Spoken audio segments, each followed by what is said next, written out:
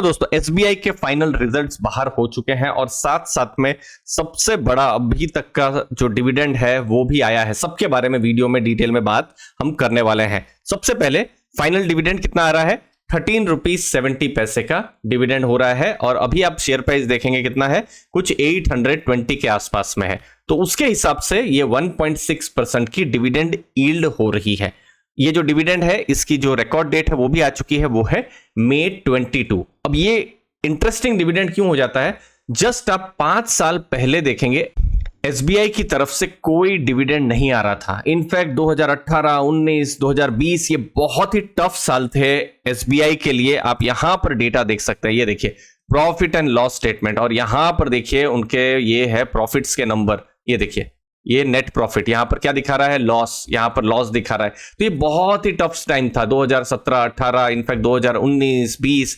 यहां पर क्या था कि बड़ा एनपीए का एक साइकिल चल रहा था, लेकिन अभी आप देखेंगे प्रॉफिट्स जो है बहुत इंक्रीज हुए हैं। तो एक टर्न अराउंड हमको एसबीआई के केस में देखने को मिला है।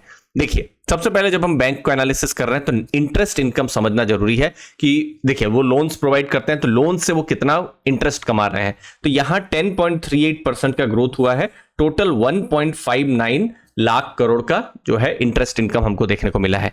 नेक्स्ट है नेट इंटरेस्ट मार्जिन, जो टोटल बैंक है वो थोड़ा सा कम हुआ है। ठीक है, अगेन ये बहुत ही अलार्मिंग या चिंता की बात नहीं है, बट यस अगर ये उसके आसपास रहता तो फिर अच्छा रहता। इसको आप न्यूट्रल जैसा मान सकते हैं। ये 3.37 से 3.28 हुआ है, ये एक न्यूट्रल जैसा आप मान सकते हैं। इसका मतलब क्या होता है, देखिए जब भी बैंक होती है लोन्स प्रोवाइड करती है तो लोन्स प्रोवाइड करने में क्या है कि उनको इनकम होती है। सोच लीजिए 10 रुपए की इनकम हुई, लेकिन फिर बाद में खर्चा भी होता है। ये तो बहुत सिंपल मैं आपको समझा रहा हूं, उनकी तो बहुत बड़ी बैलेंस शीट्स होती है।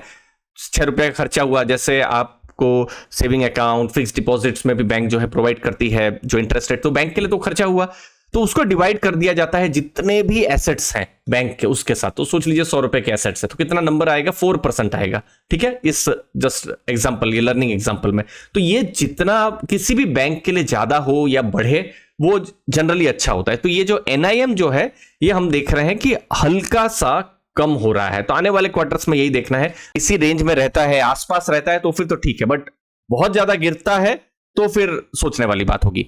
Net profit all time high 61,000 crore का प्रॉफिट हुआ है। यहां पर एसबीआई लास्ट ईयर के कंपैरिजन में 21.59% जो प्रॉफिट्स हैं हमको स्टेट बैंक ऑफ इंडिया में बढ़ते हुए नजर में आ रहे हैं। नेक्स्ट नंबर है कि डिपॉजिट्स का किस तरीके का ट्रेंड है। जैसे देखिए बैंक के लिए सबसे इंपॉर्टेंट है CASA, current account, saving account. यहां पर आप ग्रोथ देखेंगे तो ओवरऑल 4.25% है, तो ये मामूली सा ग्रोथ देखने को आपको मिलेगा। लेकिन देखिए ये जो साल है 2023, 2024, यहां पर फिक्स डिपॉजिट के रेट्स हमको ज्यादा देखने को मिले हैं, तो इसीलिए हमको टर्म डिपॉजिट में ज्यादा ग्रोथ देखने को मिला। तो ओवरऑल आप देखेंगे जो डिपॉजिट ग्रोथ है ये हमको 11.07% देखने को मिल रहा है स्टेट बैंक के केस में। नेक्स्ट है एनपीए का नंबर।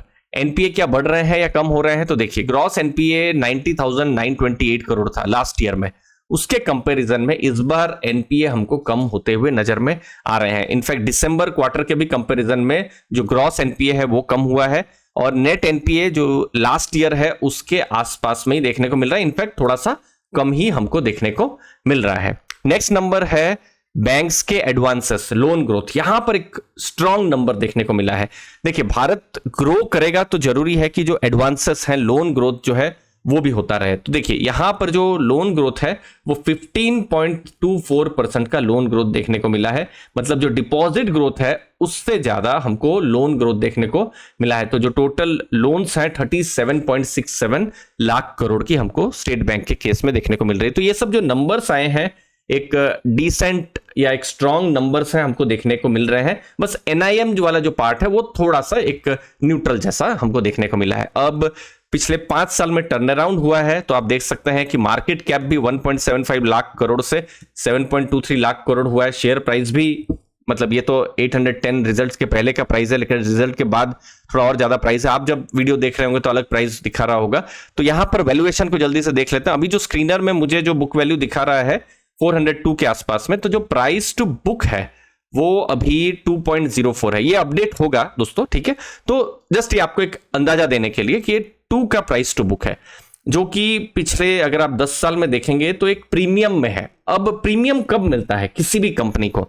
जब उनके रिजल्ट्स अच्छे हों, जब उनके प्रॉफिट्स अच्छे हों। अब आप ये देखिए, ये वाला एक फेज देखिए 2017-18, ये वाला फेज जहां पर 1 के आसपास में बुक वैल्यू के में जो है वो ट्रेड करता था, क्योंकि उस समय में एनपीए के चैलेंजेस थे, प्रॉफिट्स भी नहीं हो रहे थे, अनसर्टेनिटी थी कि कैसा बिजनेस चलेगा नहीं चलेगा। लेकिन 2 साल में यहां पर मार्केट ने भी थोड़ा हाई वैल्यूएशन स्टेट बैंक को दिया हुआ है। अब आने वाले टाइम में यही देखना है कि ये बुक वैल्यू को अगर सस्टेन करना है, या फिर ऐसा भी आप मान सकते हैं कि ये बुक वैल्यू में रीरेट होना है। बहुत सारी कंपनियों का या बैंक्स का रीरेट भी होता है, 2 से 2.5 भी होता है, 3 भी होता है, डीरेट भी होता है, जो हमको अभी थोड़ा एचडीएफसी बैंक या जो कोटक महिंद्रा बैंक है उसमें देखने को मिल रहा है। तो रीरेट डीरेट भी होता रहता है। तो ऐसा नहीं है कि किसी बैंक को एक ही बुक वैल्यू मिलेगा, 2 है तो 3 भी हो सकता है, 2 है तो 1.5 भी हो सकता है।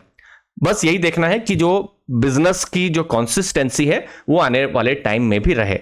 अभी तो जो नंबर्स आ रहे हैं, जो ये तो मैं फर्स्ट कट लेकर आया हूं, नंबर्स से इतना पता चल रहा है कि स्ट्रॉन्ग नंबर्स हमको देखने को मिल रहे हैं। ROE, return on equity, share holders ने जो पैसा लगाया है उस पर कंपनी कितना कमा के दे रही है। 2018-19 में तो कुछ नहीं कमा के दे रही थी, लेकिन अभी आप देखेंगे 20 से ऊपर है, स्ट्रॉन्ग नंबर है। 10-12 से भी ऊपर हो स्ट्रॉन्ग माना जाता है, 20 तो और मजबूत है। अगेन रिटर्न ऑन एसेट्स, जितने भी एसेट्स हैं, मतलब जो भी इंटरेस्ट बियरिंग जो एसेट्स होते हैं, उस पर कंपनी कितना कमा के दे रही है। पहले तो कुछ नहीं कमा रही थी, अभी 1 से ऊपर कमा रही है। यहां पर 1 या उससे ज्यादा हो तो अच्छा कहा जाएगा। तो ये भी नंबर हमको स्टेट बैंक में स्ट्रॉन्ग देखने को मिल रहा है। अब यही देखना है कि ब्रोकरेजेस का क्या व्यू है। ये फर्स्ट कट में लेकर आया हूं क्योंकि अभी भी मैनेजमेंट कमेंट्री आएगी, ब्रोकरेजेस के रिपोर्ट्स आएगी और उसके बाद हमको और ज्यादा डेटा और डिटेल्स आएगी। दोस्तों मुझे उम्मीद है आपको वैल्यू मिली होगी इस वीडियो से। आपके कीमती समय के लिए बहुत बहुत धन्यवाद। थैंक यू दोस्तों।